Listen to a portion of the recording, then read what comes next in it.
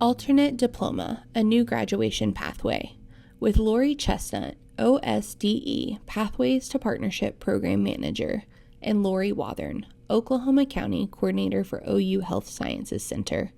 January 22nd, 2025. CERC's Wisdom Wednesday webinar series. Welcome to the January 22nd, 2025 Wisdom Wednesday webinar presented by the Special Education Resolution Center. Today, we're excited to have OSDE Pathways to Partnership Program Manager Lori Chestnut and Oklahoma County Coordinator with the OU Health Science Center, Lori Wathern, as our guest co-presenters. My name is Rob Kiter, and I'll be hosting today's event.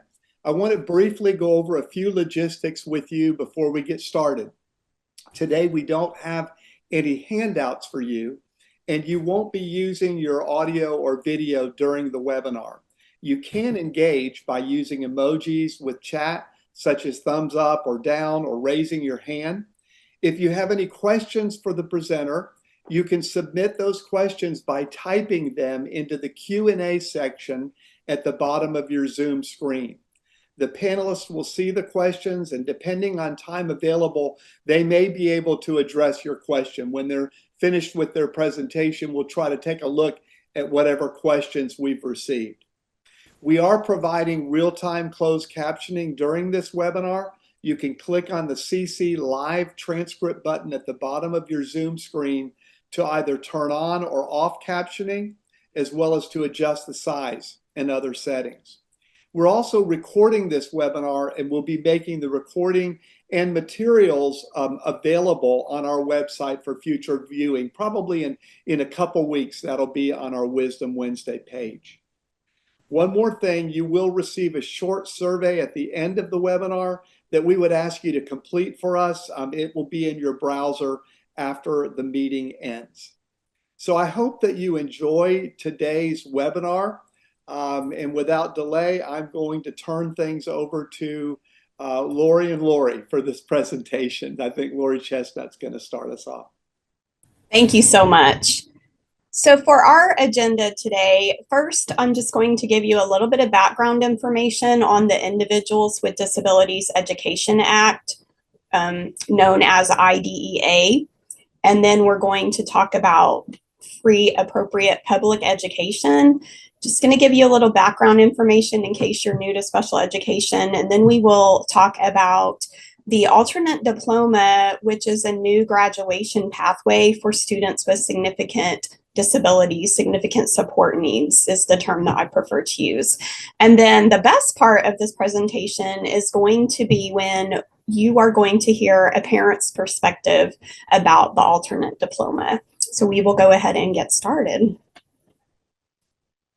So the Individuals with Disabilities Education Act is the law that created special education. So that law is put in place to ensure that children with disabilities get a free and fair public education.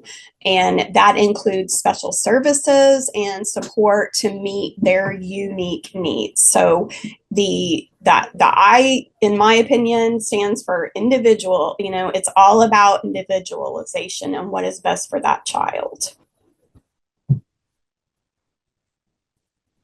So we talk a lot about FAPE, and in the special education world, we throw acronyms around. So I wanted to take the time to really break down what is FAPE, a free, appropriate public education, and what each piece of that means. So the first one, that's pretty easy, right? So it's free.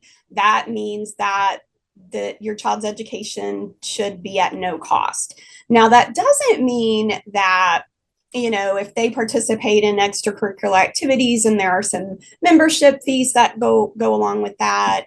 For general education students, your child's general education student first and foremost. So it doesn't apply to that, but the education should be at no cost. It should be free.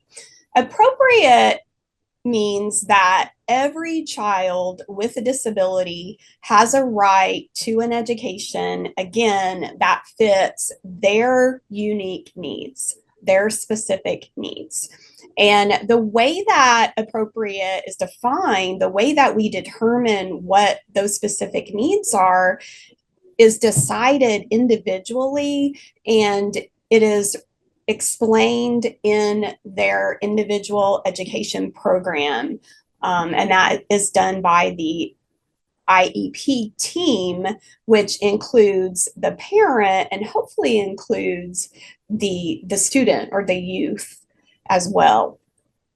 Public means, public school system that receives federal dollars. I don't have time to get into private school. That's a whole nother thing. But when we're talking about FAPE, we're talking about the public school system.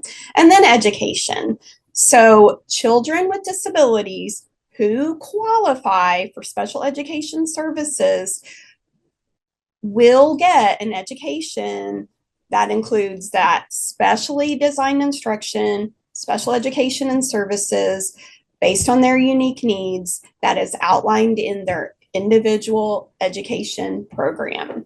And I am the transition program manager. So my favorite thing to do is to talk about how education prepares our youth for what we call the real world or life after high school. And I think that many times we do not focus on that enough, but it is actually in the FAPE definition where it talks about that this education is to prepare them for further education, so post-secondary education, employment, as well as independent living. So that means we want to help get them ready for their future.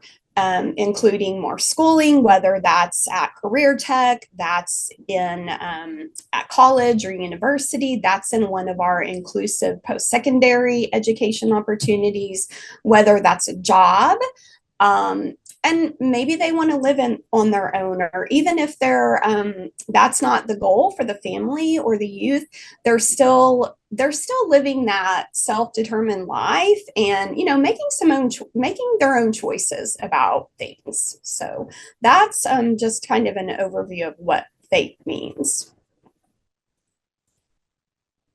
Okay, so we always want to talk about the when, what, where, why, and how, right? So why did Oklahoma implement an alternate diploma? So we're going to go over the language that is outlined in IDEA, the Every Student Succeeds Act, and then look at Oklahoma House Bill 1041. So one of the basic principles of the Individuals with Disabilities Education Act is FAPE. And all students with disabilities are entitled to FAPE. This includes students, again, who qualify and who are eligible for special education from the ages of 3 through 21. Now, the IDEA leaves it up to states. When you look at the language, in the IDEA, it says 3 through 21. And then there's some more language about how whatever in a state, general education students can go to school. We want that would apply to students with who are in special education as well. And so in Oklahoma, what that means is 3 through the end of the school year in which the student turns 22. Okay, so if they start the year, they can finish the year. But because of Oklahoma statute, the students must be 21 on or before September 1 to begin the school year. Okay, and again, that's for all students in Oklahoma. If they have not graduated with a standard or regular diploma, they are still eligible for education.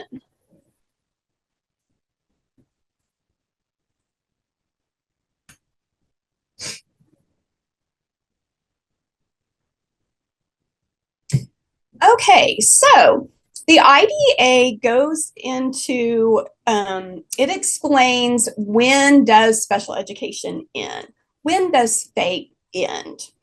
So there are 4 different ways that special education ends. One of those is when the student meets the graduation requirements that apply to all students for the receipt of a standard high school diploma. We use standard and regular interchangeably. The IDEA uses the word regular. Our Oklahoma statute uses standard. So we try to be consistent with our language, but because we do have some different laws going on, just want you to know that regular and standard mean the same thing. So that's one way. The student graduates with a standard or regular diploma. The second way is when the student no longer meets the eligibility criteria for special education services. And that is determined by the evaluation group, okay? So sometimes a student may start out in special education. Their skills may improve when they are reevaluated, and the new data may show that they've made so much progress, they no longer qualify. So that's another way. The third way is when a parent or an adult student at the age of majority, which in Oklahoma, that is 18.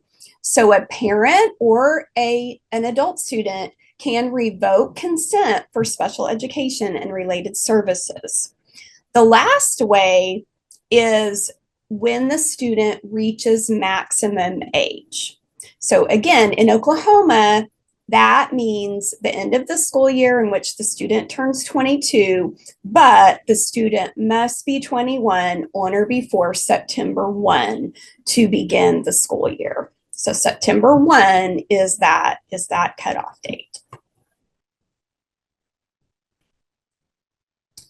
Okay, the IDEA, this is really the why. This is the why. Why did Oklahoma adopt an alternate diploma? So in the IDEA, there is actually language that talks about FAPE and, when FAPE ends. And in this section, this is the exact language that's in there. So it says the term regular high school diploma means the standard high school diploma awarded to students in the state that is fully aligned with state standards or a higher diploma. So fully aligned or higher, except that a regular high school diploma shall not be aligned to alternate academic achievement standards. That's described in the section in the Every Student Succeeds Act. Then it talks about that a regular high school diploma does not include a recognized equivalent of a diploma, such as a general equivalency diploma, a certificate of completion, certificate of attendance, or a similar lesser credential. So to be honest, in Oklahoma, we were doing it wrong. So we, in an effort to not have discriminatory practices for students with disabilities, we were issuing standard diplomas to some of our students that were not being assessed by the Oklahoma academic standards. Their performance was being measured by those alternate academic achievement standards. And so we, as a result of, I believe, a due process in a state complaint and guidance from the Office of Special Education Programs, we could no longer do that, because it does say right there, thou shalt not issue a regular diploma to students, who are assessed by those alternate academic achievement standards. So that's the why, okay? So the Every Student Succeeds Act that was the ESEA, the Elementary and Secondary Education Act, was revised and is now called ESSA or ESSA, and that happened in 2015. So IDEA we haven't had a new version of IDEA since 2004, which I believe maybe there were some amendments or modifications or clarifications in 2008, but the IDEA is older than ESSA, our Every Student Succeeds Act. And so it's another reason why we adopted an alternate diploma, because prior to the Every Student Succeeds Act, there were only two options for a student who was assessed by those alternate academic achievement standards, and that was for them to age out. So ESSA allowed states to develop a new graduation pathway for students with the most significant cognitive disabilities who are assessed using an alternate assessment aligned to alternate achievement standards. So in most states, this was a good thing because students who had been reaching maximum age or aging out of services were not getting any recognition for their education. But again, because we were doing it incorrectly in Oklahoma, it felt like something was being taken away. But that is the why. And as you'll find out, or you may have already heard, there are benefits, and we're going to hear from Lori in a little bit about her perspective. Okay, for the alternate diploma to be a state-defined alternate diploma, it has to meet 3 requirements. It has to be standards-based. It has to be aligned with the state requirements for the regular or standard high school diploma. And it has to be able to be obtained within the same period for which the state provides FAPE. Also, this one's kind of funny. The state-defined alternate diploma must meet the implied condition of being state-defined. So state-defined must be state-defined. So what that means is it required legislation.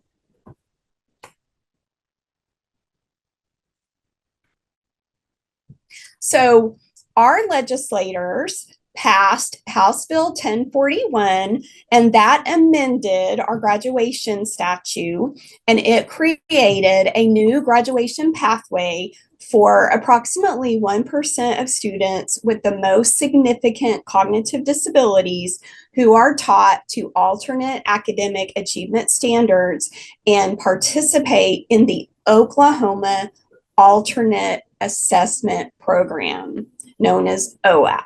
There's another acronym for you. So without this new alternate diploma, we would no longer be able to issue any type of diploma to students who qualify and participate in the OAP.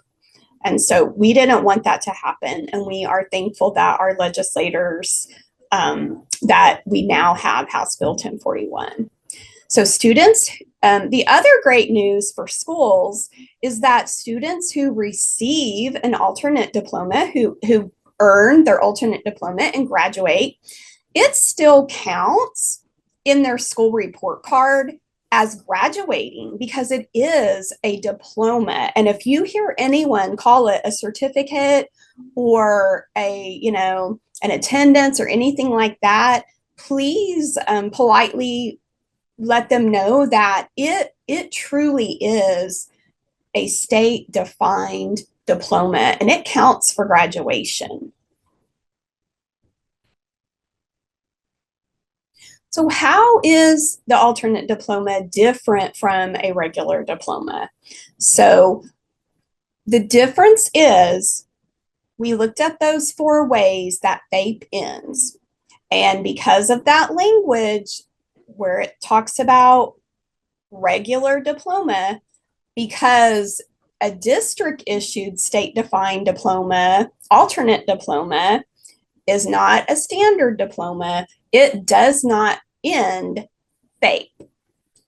So that's been significant for some of our families who wanted more services for their youth with disabilities. So again, a district issued state defined alternate diploma does not terminate a free appropriate public education for students on an IEP participating in the OAP.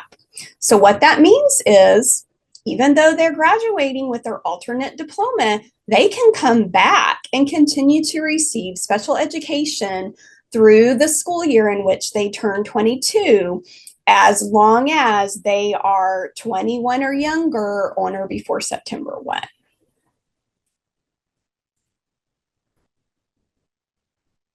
Okay, so let's go into a little bit more about who qualifies. So how do we determine if a student should be on the alternate diploma pathway? So again, everything with special education takes you back to the individual education program team. So the IEP team must make individualized decisions, and those decisions need to be based on data. Okay, we have a checklist in Oklahoma. It's called the criteria checklist for assessing students with disabilities on alternate assessments. And IEP teams must, first of all, have the data that they need to make those informed decisions. And they need to look at those questions one by one and determine if the student meets the criteria for each question. Okay, they have to meet the criteria for all of the questions or they don't qualify. Now that criteria checklist is a requirement. We also have a guidance rubric for considering student eligibility for the OAP.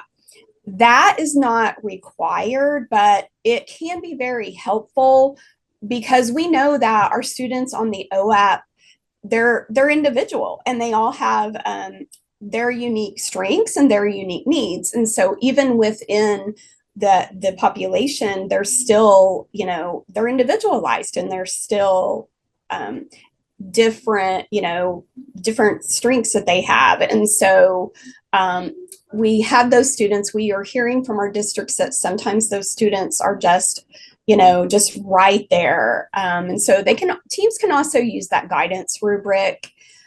And another important consideration is that the IEP team makes those decisions based on the data annually. So you need to have current data to make an informed decision on who qualifies. It's not just about the test. So we've had some myths out there.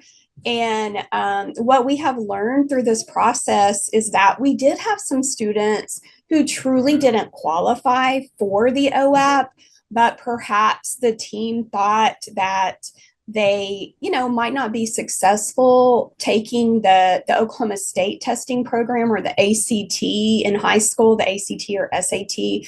And so there have been some decisions made based on that test.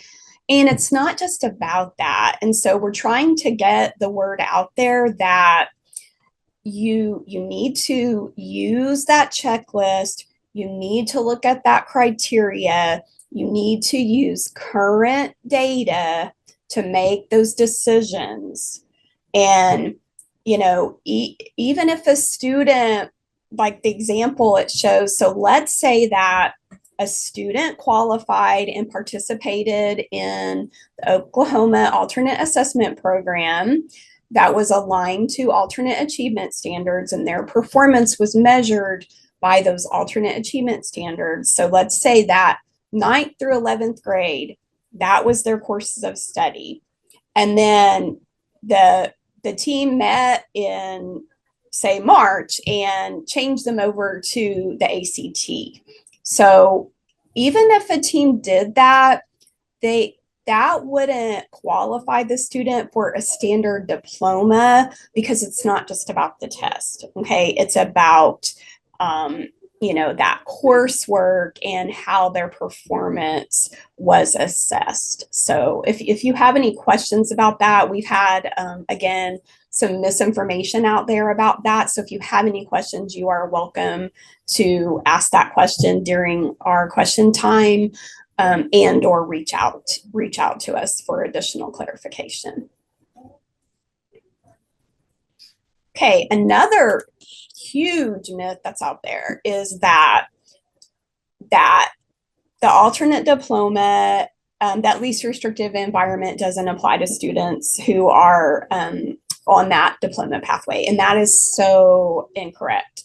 So least restrictive environment means that the student is being educated in the general education setting with age-appropriate peers, both with and without disabilities, to the maximum extent appropriate. Okay, so that has to be determined by the IEP team based on the child's unique needs.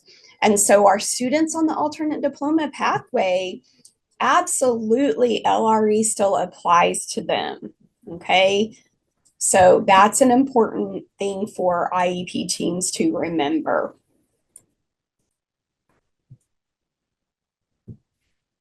So a little bit more about that.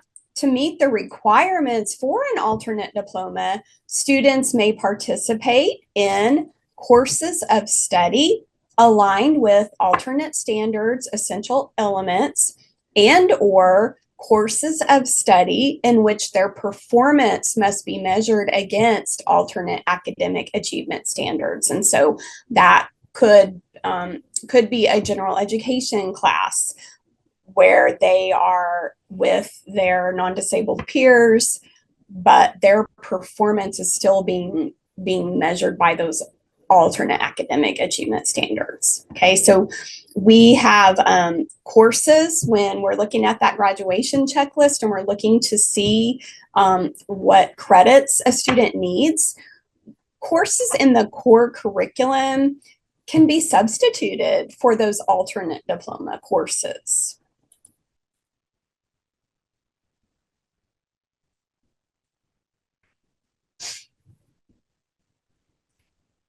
Also, special education direct instruction courses, which are courses that are smaller in number. They are special education, and there are only students with disabilities in those direct instruction courses. So we call those direct instruction. Sometimes you'll hear them called a resource or lab. I don't like the term lab, but that's just my personal preference. But those special education direct instruction courses may still count for a standard or regular high school diploma, but that is only true if the courses are aligned with the Oklahoma academic standards and the student participating in those direct instruction courses, if their performance is measured by the Oklahoma State testing program. Okay, so but sometimes you may have, again, everything should be individualized based on a child's unique needs. So you may have a student that that maybe the general education is the class size is too big, and even with additional supports, they're not making satisfactory progress towards their goals. So maybe they need some direct instruction. Again, that's up to the IEP team to make those decisions. But it is possible for direct instruction courses to still count for the standard diploma if those courses are aligned with Oklahoma academic standards.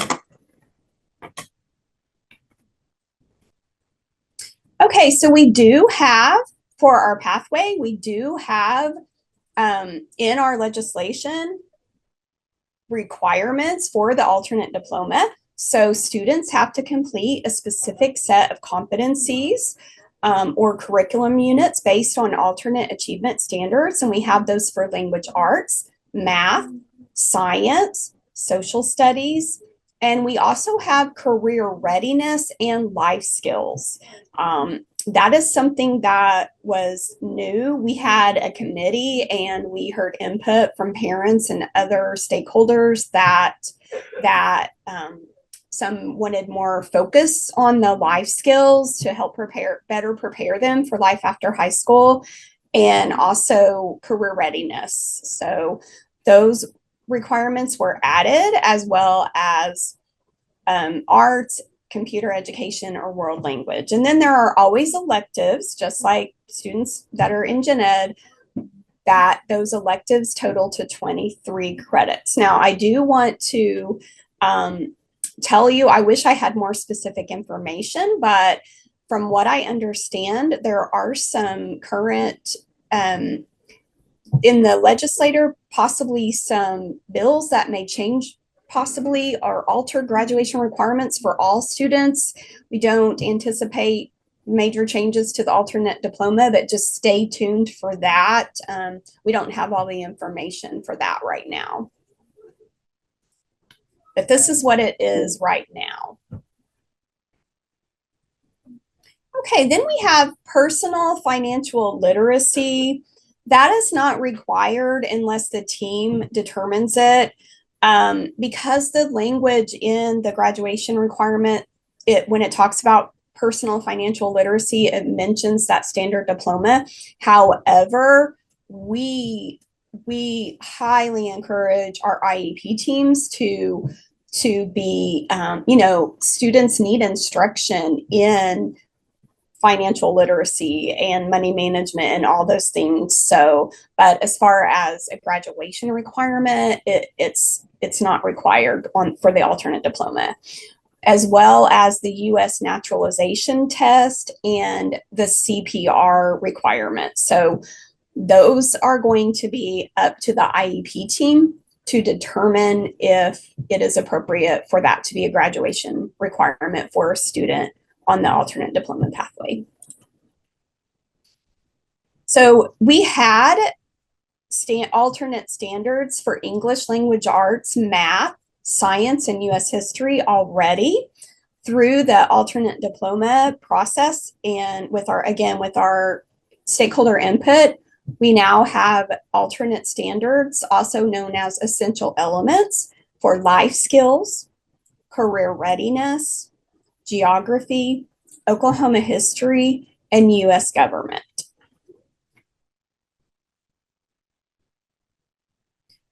Just want to, again, make sure IEP teams are considering the least restrictive environment and keeping in mind that courses in the core curriculum may be used as substitutes for the alternate diploma courses. An example is Algebra 1 may be used as a substitute for Math 1.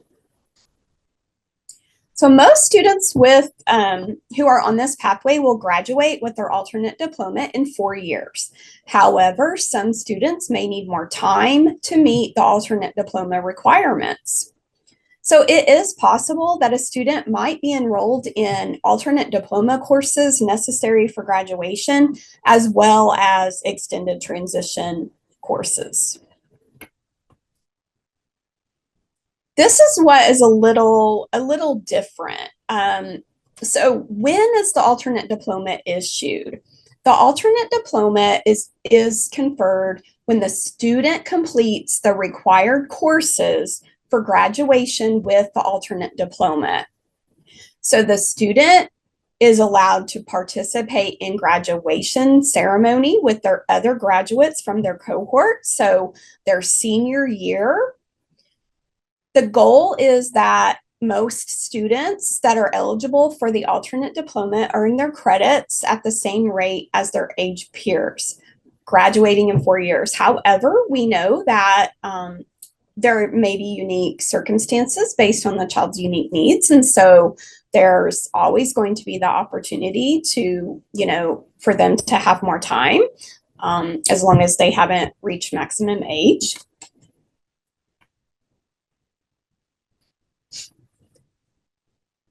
But here's the difference, okay?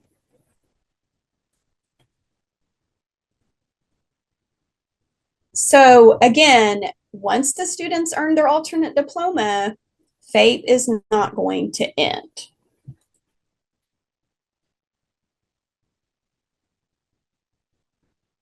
So does a student have to come back after earning their alternate diploma?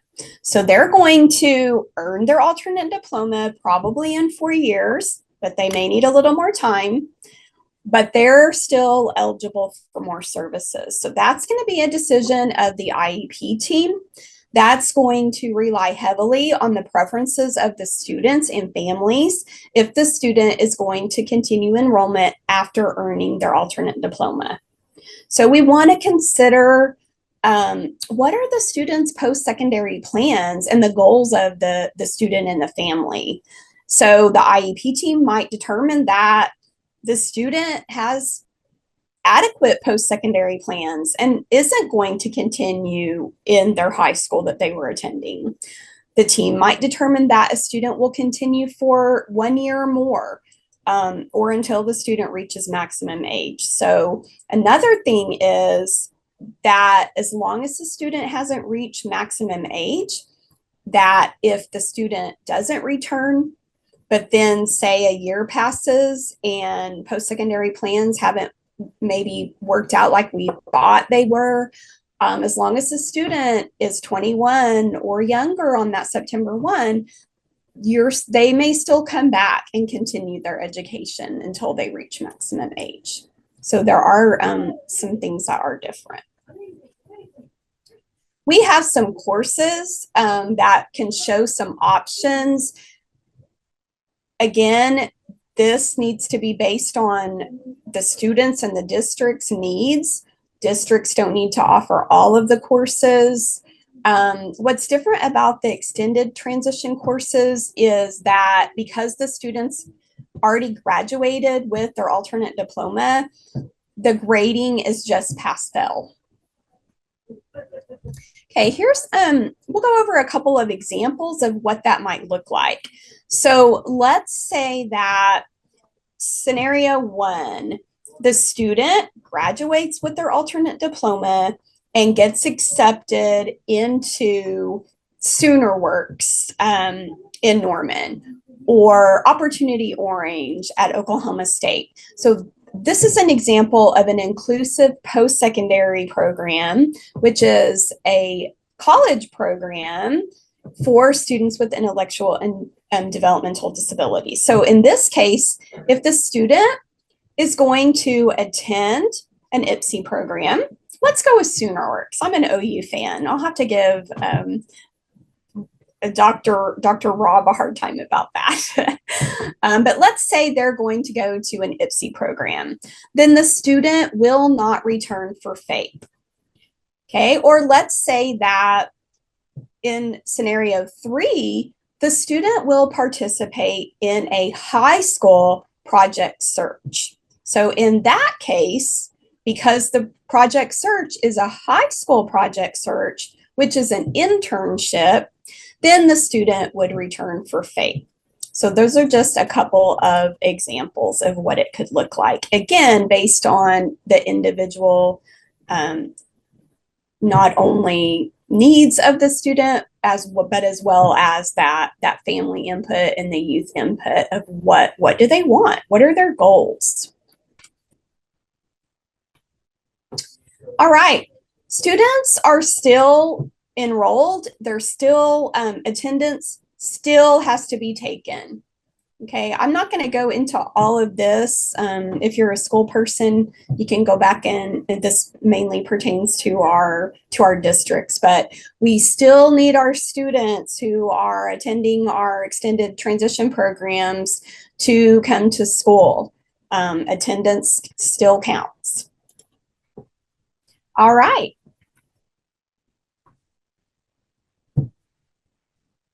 At this time, I'm going to turn it over to Lori, and she's going to share with you a parent's perspective. Hi, good afternoon. So my name's Lori.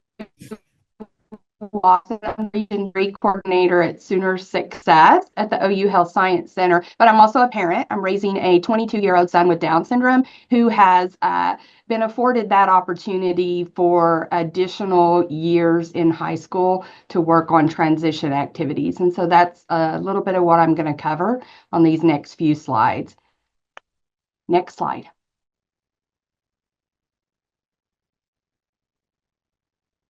So like Lori was telling you, students with significant disabilities get to benefit from those additional transition years, and that's what we've seen in my son's case. They've been able to gain valuable job skills and employment experience and gain additional independent living skills. And this just allows students to be better prepared for whatever's going to happen after high school, whether that's inter post-secondary opportunities, get a job, live independently, whatever that looks like for your student. Next slide. And so in the very beginning, Reese's IEP was really geared for him to attend like a project search. And when he was in his second to last year of high school, we, as parents, me and his dad, went and visited the project search. So Reese attends South Moore High School in the Moore Public School Districts. And their project search is at the Moore Norman Regional Hospital off of Tecumseh. And so we went, we toured, we spoke to the instructor. And their goal for students is within 30 to 45 days of being in the program, they want their students to be able to work independently for up to 2 hours on any other floor of the hospital. And just taking that tour, looking at the jobs that were going to be required, and just thinking about Reese's safety, we quickly realized that that was not going to be in the best interest of Reese. A lot of it was Reese just wasn't ready to be able to work on his own, even after 30 to 45 days in the program for up to 2 hours. And we had real safety concerns. That hospital continues to grow and gets bigger and bigger. One of the job sites was across the parking lot from the main hospital. And so we just thought it was a safety concern. Reese is the type of kiddo that if someone came up to him and said, "Hey, buddy, your mom's downstairs," he would just trot off with them. So that just was not going to work. So we knew there were some transition activities available at Moore High School at the time. And so this is Reese in those second to last year of high school, kind of getting ready. This is him working on job boxes in the transition classroom. Next slide. So at Moore Public Schools, at one of our high schools, Westmore, they already had a coffee cart kind of transition program going where they just delivered coffee and tea to the staff at the high school. So Moore passed a bond issue and built brand new college and career readiness centers at every high school. And they put in coffee shops. And this is kind of a little before we knew the alternate diploma was coming. The thought was some of our transition students could possibly work in the coffee shop.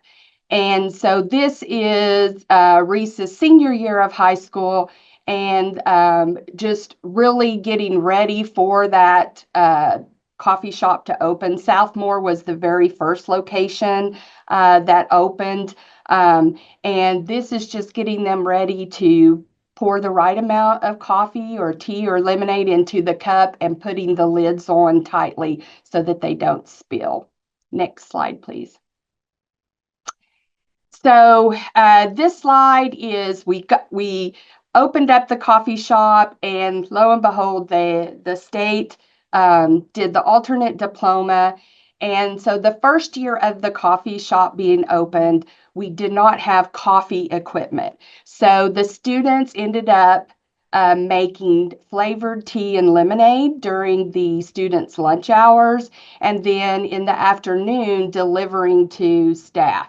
And so here's just kind of some of the jobs Reese did. He would clean up around the coffee shop, and of course the other pitcher working to make flavored lemonade inside the coffee shop. They have little smocks and name tags that they wear because they are like they're going to work during the day.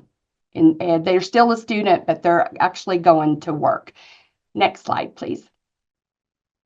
Here's more pictures of, and this was not this year, but last year, we're making tea and lemonade because we didn't have coffee equipment yet, and delivering it to the teachers. Next slide. So this is this year. Finally got coffee equipment in, and the students are now making lattes, coffees, smoothies. They're still doing tea and lemonade. They're serving approximately 100 to 150 drinks per lunch hour. Some of the skills that they're learning in the coffee shop is understanding food safety, clocking in and clocking out, following task lists, following recipes to prepare drinks. They're learning customer service skills, money for transactions. They're doing inventory counting and rotation. And in fact, today, as part of like community-based instruction, they are going to the chef store in the south side of Oklahoma City to purchase more inventory for the coffee shop that they're running. Of course, they clean dishes and counters, sweep and mop, take out trash, and they're learning appropriate workplace behaviors. Next slide, please. And again, this is the community-based instruction that I was talking about. But I want to kind of mention some of the other things that these classes or this transition program has afforded the students. So they're also learning about personal care, the importance of maintaining a clean body, brushing their teeth, using deodorant, and they've had to remind some of the students that you have to put deodorant on in the morning, or you need to make sure your face is kept clean and facial hair is trimmed. They're learning, they do laundry, they do all of their towels and cleaning things, personal safety, and learning to advocate for themselves. Under money management, they're learning, of course, understanding the value of bills and coins. They're counting money, completing transactions in the workplace, planning a budget, making purchases, and comparing options for best purchase. But the coffee shop is not the only program or job duties available in the transition program. They also clean tables in the cafeteria. They deliver mail. They also water plants and flowers around the school building. They do laundry. They shred paper. They go to the front office and make copies. And they also stock the cafeteria coolers. And many of these skills are great ways to also include those students that have higher support needs. And then, like I mentioned earlier, they also do community-based instruction.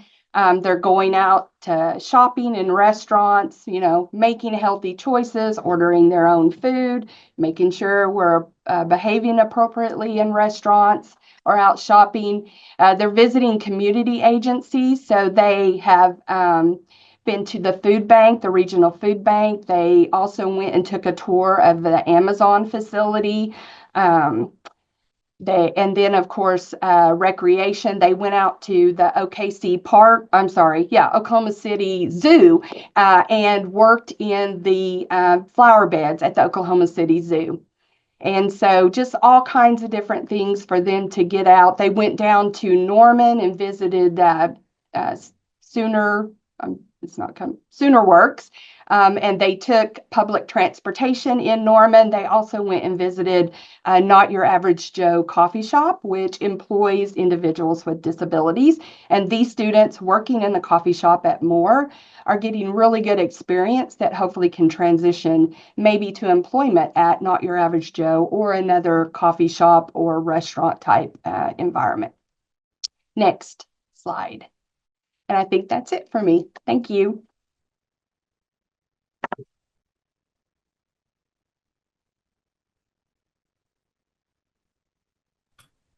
Thank you so much, Lori. Okay, so I just want to point out a few resources that you can check out if you would like to learn more about the alternate diploma. We have guidance documents that were updated this fall. There is a guidance document for parents as well as districts and educators. I talked about the course substitutions. There are documents that explain more about that, and then the different titles and descriptions of different courses. And so those are available for you to check out. I think there's one more page. We also have some guidance documents. We have some the individual career academic planning for students with significant support needs. And then we have another document called ICAP, frequently asked questions for students with disabilities, that you may want to check out as well. And we have a new policies and procedurals manual. And so I've included a link to that as well. And that's all we have. Right. Thank you so much, ladies, for this excellent presentation. I'm sure the information you provided is going to be very helpful to our Oklahoma stakeholders. I do notice there are a couple questions right now in the Q&A. I don't know if you can see them, so I'll read this, and either of you can take this. The first question from Katie is, if we remove our student from OAP, does that mean they can no longer receive modified work? So that is going to be up to the IEP team. It doesn't mean that they can't have modifications if that is what the IEP team determines, but you really have to look at, you know, the least restrictive environment and going with accommodations first. And then you have to look at, you know, what is their performance being measured against? Is it those Oklahoma academic standards, or does it require, but it doesn't, there's not that, you know, that doesn't mean absolutely you cannot modify. That is for the IEP team to make that determination. Excellent, thank you. The next question is, what qualifies or quantifies the 1% for the most significant cognitive ability? Yeah, that's a great question. So it's up to the states, and so we have a state approved definition of the most significant cognitive disability and what that looks like, and then it goes back to that checklist. So let me read those to you to give you a little bit more information. So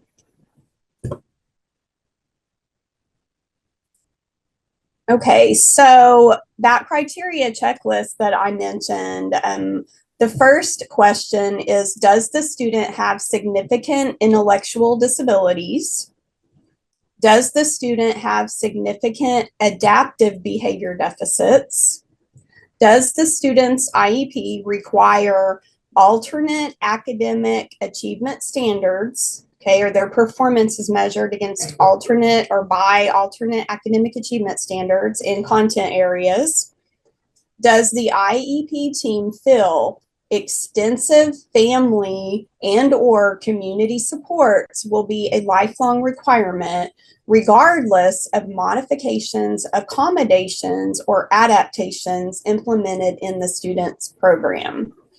Does the student require intensive and extensive direct instruction in multiple settings to acquire, maintain, generalize and demonstrate knowledge and skills.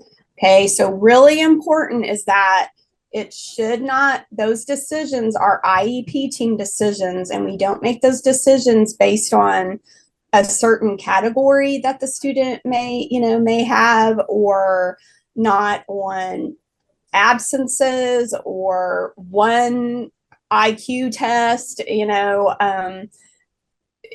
We really need to look at each question, and we need to have data. We need to have current data. So the 1% comes from the ESSA, and it's up to the state to define that. What we say is, yes, it's 1%, but you need to make individual team decisions. Excellent. Let me ask you this about that. Are those questions that you referred to, are those questions part of the regular process that the IEP team addresses when they're developing the IEP? Do they walk through those like some of the other questions? They sure should be, because it's part of the IEP process. So yes. Okay, excellent.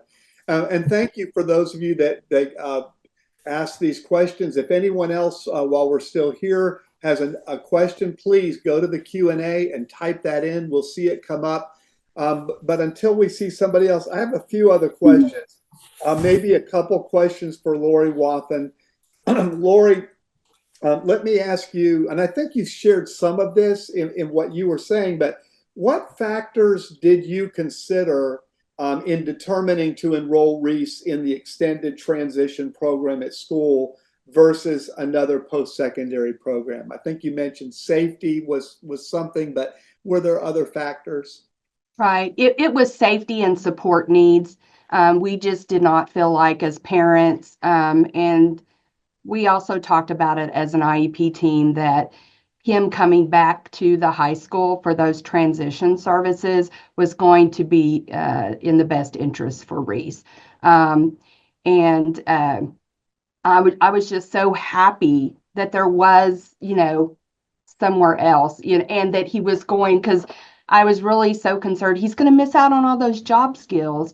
But them implementing the alternate diploma, I think it really pushed schools to step up and provide more transition and job readiness skills for students in those programs. And so just tickled pink at all of the job readiness skills, independent living skills, personal hygiene skills that he's receiving at this last year of high school, being in the transition program. That's excellent. And that was with more public schools at more high schools? Yes. Okay, excellent. Another question that's kind of related is, what actions from the school team were most impactful to you in making sure that both you and Reese were actively involved in making appropriate decisions for the extended transition curriculum and plan?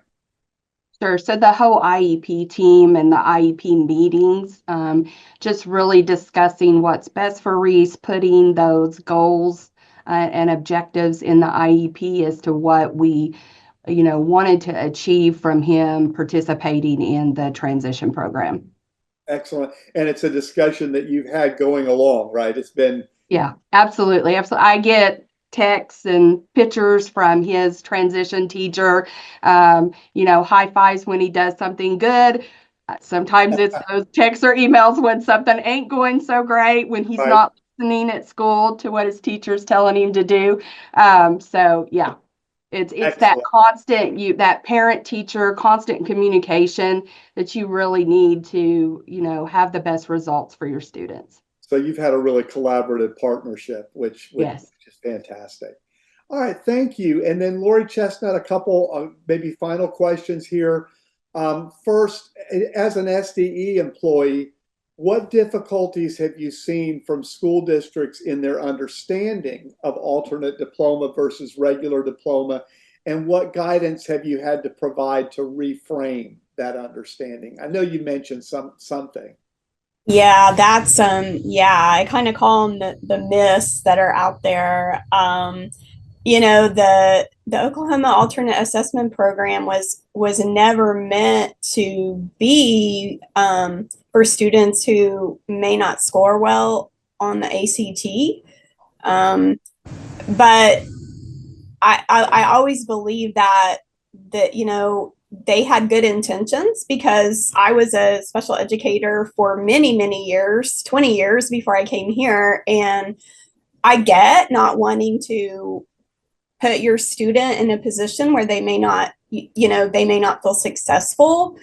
And so it was difficult, but there were, because there were students who truly didn't qualify, who were on that pathway.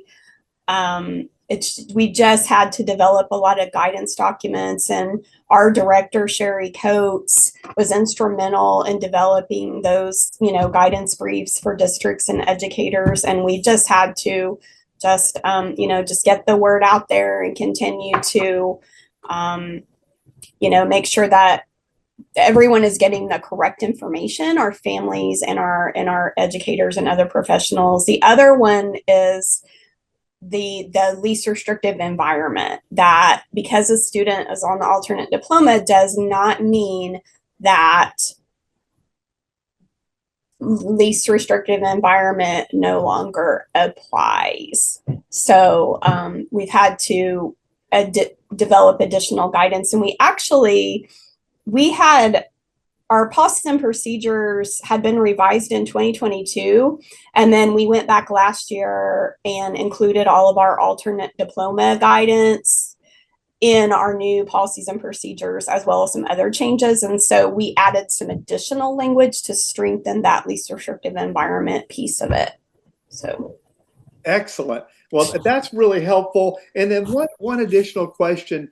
What supports are available to districts who need assistance in determining their curriculum and options offered to students who are participating in the extended transition program after graduating with an alternate diploma? And are there any specific successful supports or model schools that you would recommend to other districts?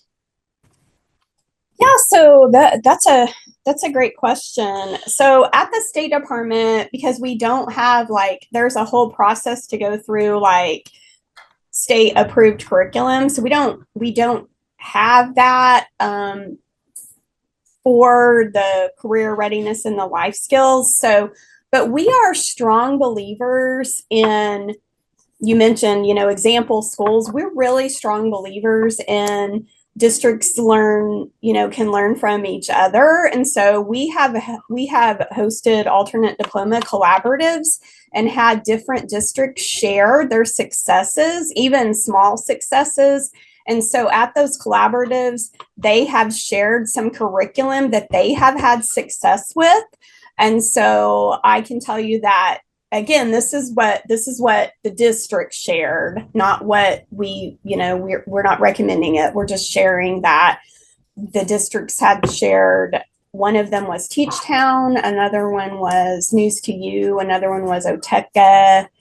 We had some mentioned Brigant. So there was just a variety of different curriculums. And when a school district contacts us for curriculum, we put them in, contact with another district, and, so that they can find out this is, they can investigate it for themselves and decide what is appropriate. But we do strongly, we have standards, we have those state approved alternate diploma standards, and there's a link to that as well in our resources. And so whatever curriculum a district adopts, you need to make sure that it is aligned with those standards. Excellent. Was there another part of that I didn't answer?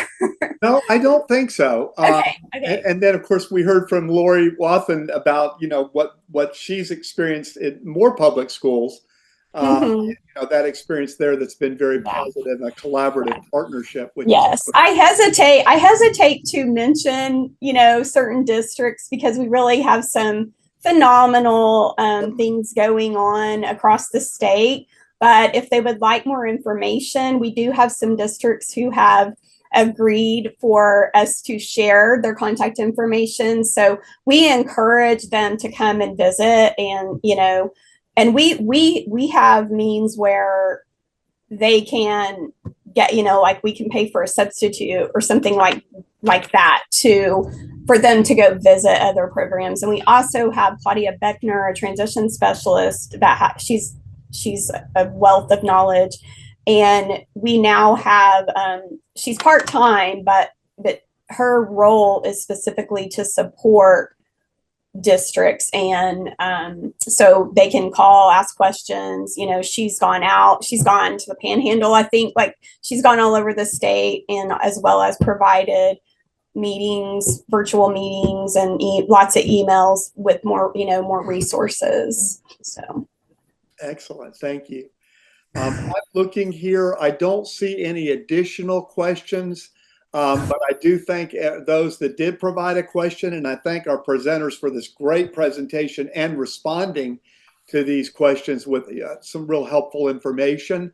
I did put in the chat, encourage those that are with us here today to make plans to attend next month's webinar on February 19th. And I gave you, let's see, I went ahead and put the registration link there for that. Next month's webinar is Navigating the Complexities of Special Education Discipline, Shortened Day, and Child Find. Where do they intersect? And Nancy Goosen, the OSDE Policies and Procedures Program Manager, will be presenting, and that'll be, I'm sure, a great webinar next month.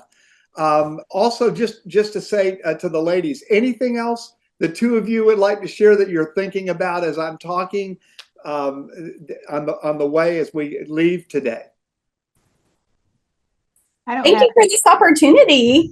Yeah, thank you. Thank you for the opportunity, Rob, to share. Well, thank you so much for joining us. I'm sure many people will benefit from this. So it'll be up on the website. If you could send me a PowerPoint presentation. We're not allowed to share PDFs. They have to be PowerPoint. We'll make sure to get that and the webinar up within the next couple of weeks on our Wisdom Wednesday page.